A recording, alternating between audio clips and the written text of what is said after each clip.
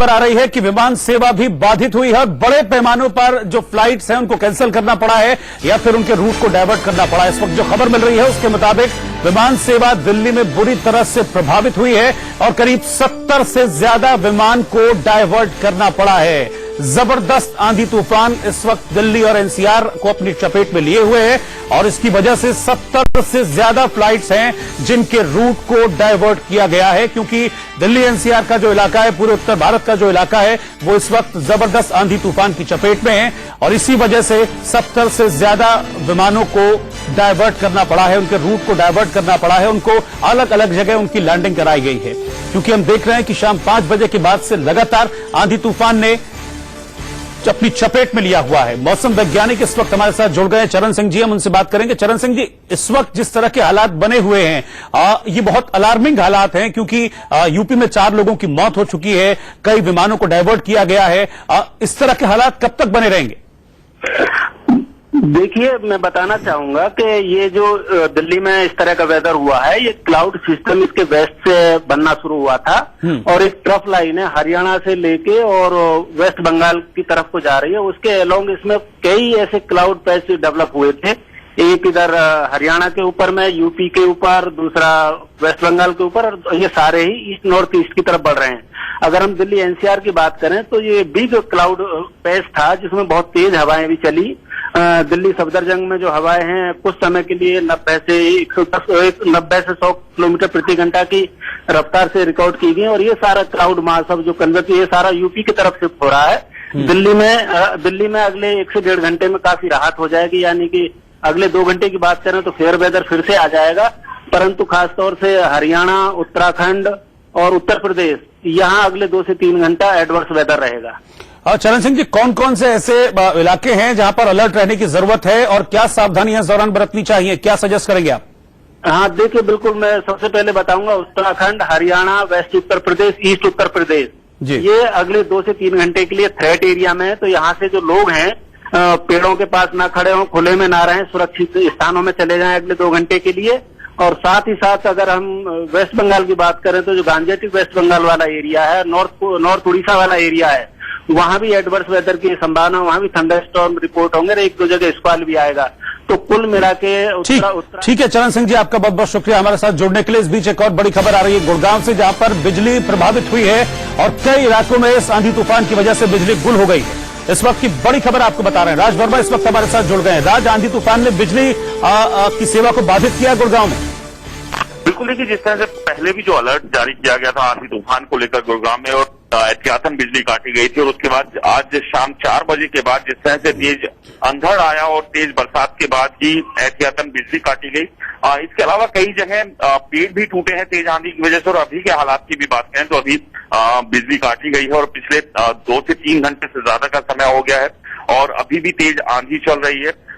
बस यही है कि बहुत ज्यादा नुकसान नहीं हुआ, लेकिन जो अभी तक गुरुग्राम में कुछ जगह से, जो कुछ इलाकों से जो अभी जानकारी मिली है, वहां पर पेड़ जरूर गिरे हैं कई जगहों पर, लेकिन किसी भी तरह का किसी को नुकसान या कोई हताहत नहीं हुआ। जी ठीक है, बहुत शुक्रिया आपका इस जानकारी के लिए राज वर्मा। तो गुड़गांव में कई इलाकों की बिजली गुल हो गई है, तेज आंधी तूफान आया है, इसकी वजह से कई जगह पेड़ गिर गए हैं और पेड़ गिरने की वजह से ही बिजली सेवा जो है वो प्रभावित हुई है, बाधित हुई है। इसके अलावा एक और बड़ी खबर इस वक्त आ रही है। पश्चिमी यूपी में अलर्ट जारी किया गया है। तूफान को लेकर मौसम विभाग ने वेस्टर्न यूपी में चेतावनी जारी की है और अगले 3 घंटे तक लोगों को अलर्ट रहने के लिए कहा गया है। तूफान को लेकर यह एडवाइजरी मौसम विभाग की ओर से जारी की गई है कि अगले 3 घंटे तक, कम से कम 3 घंटे तक इसी तरह के हालात बने रह सकते हैं। आंधी तूफान और ज्यादा व्यापक हो सकता है, तो बेहतर है कि लोग अपने घरों से बाहर न निकलें और इस दौरान अलर्टनेस बरतें। यानी कि अगले 3 घंटे जो है वो बहुत ज्यादा इंपॉर्टेंट होने वाले हैं, क्योंकि हम देख रहे हैं किस तरह के हालात अभी बने हुए हैं। तेज आंधी तूफान से कई जगह से खबरें आ रही हैं लोगों के जान जाने की। तो खासतौर पर वेस्टर्न यूपी, यानी कि वेस्टर्न यूपी की जो बेल्ट है, मेरठ, मुजफ्फरनगर, सहारनपुर, ये जो बेल्ट है पूरी वेस्टर्न यूपी की, यहां को लेकर खासतौर पर मौसम विभाग की ओर से ये एडवाइजरी जारी की गई है कि पश्चिमी उत्तर प्रदेश में अगले 3 घंटे तक बहुत ज्यादा सावधानी बरतने की जरूरत है। और जिस तरह से जो तूफान है ये बवंडर का रूप ले चुका है,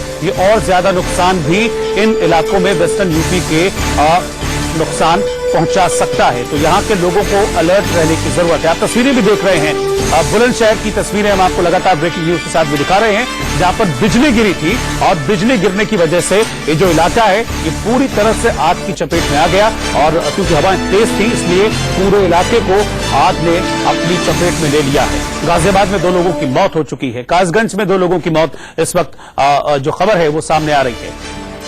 और एक और बड़ी खबर इस वक्त आपको बता दें, यूपी के बुलंदशहर और रामपुर में स्कूल कल बंद रहेंगे। मौसम विभाग की चेतावनी के बाद अब डीएम ने आदेश दिए हैं कि बुलंदशहर और रामपुर में स्कूल बंद रहेंगे। इस वक्त की बड़ी खबर आपको बता रहे हैं, मौसम विभाग की चेतावनी के बाद बुलंदशहर और रामपुर के डीएम ने स्कूल बंद रखने का ऐलान कर दिया है।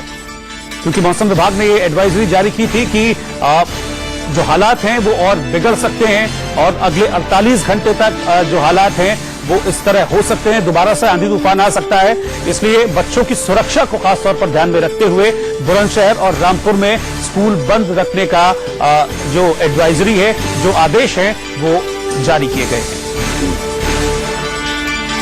तो आंधी तूफान ने अपनी चपेट में लिया हुआ है पूरे उत्तर भारत को और वेस्टर्न यूपी में हालात और ज्यादा खराब हैं। इसीलिए देखते हुए यूपी के बुलंदशहर और रामपुर में अब स्कूल बंद रखे जाएंगे कल। तो यूपी में आंधी तूफान के कहर में अब तक 11 लोगों की मौत हो गई है। आंकड़ा बढ़ गया है, पहले 4 लोगों की मौत की खबर आ रही थी और अब 11 लोग इस आंधी तूफान के शिकार हो चुके हैं। इस वक्त की बड़ी खबर आपको बता रहे हैं। तो आंधी तूफान की वजह से अब मौतों का आंकड़ा बढ़ चुका है और उत्तर प्रदेश में अब तक 11 लोगों की मौत हो चुकी है। सबसे पहले जो खबर आई थी वो गाजियाबाद से आई थी कि यहां पर 2 लोगों की मौत हुई है पेड़ गिरने से गाड़ी पर, जिसके बाद कासगंज से 2 लोगों की मौत की खबर आई। और अब जो इस मामले में जो खबर आ रही है वो बेहद दुखी कर देने वाली है कि 11 लोगों की अब तक मौत हो चुकी है उत्तर प्रदेश में। तस्वीरें देखिए, देश के अलग अलग शहरों की, दिल्ली, फरीदाबाद और बुलंदशहर की तस्वीरें हैं, जहां पर आंधी तूफान का क्या असर हुआ है वो ये तस्वीरें बयां कर रही हैं। दिल्ली में तेज हवाएं चली हैं, जबरदस्त आंधी चली है और फरीदाबाद से ही ठीक वैसी तस्वीरें सामने आई। और बुलंदशहर में आकाशीय बिजली गिरने की वजह से आग लग गई थी बुलंदशहर के इस इलाके में।